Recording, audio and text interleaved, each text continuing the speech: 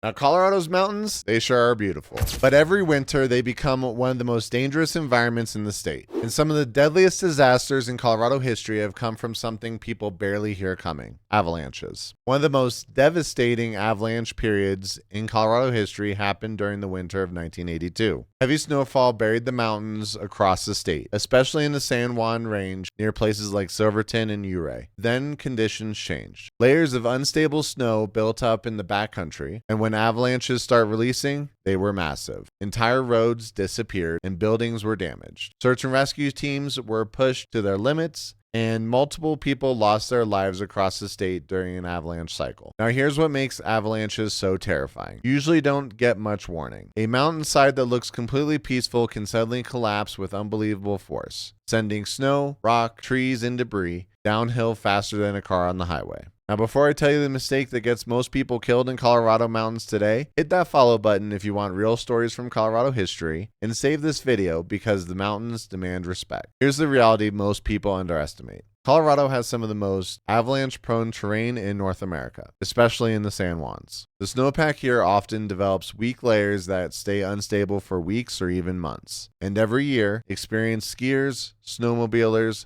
hikers, and climbers get caught because conditions look safe until they weren't. That's why avalanche forecasting, rescue gear, and terrain awareness are taken so seriously in Colorado now. Because the mountains don't care how experienced you are. If conditions line up in the wrong way, things can go badly incredibly fast. And what's eerie is how quiet avalanches can start. No dramatic warning, no countdown, just a crack in the snow, and suddenly the entire mountain is moving. So the next time you see those beautiful snow-covered peaks in Colorado, remember this: they're incredible, but in the winter, they can become one of the most dangerous places in the country. From cabins to castles, I'm your local guide to the real Colorado.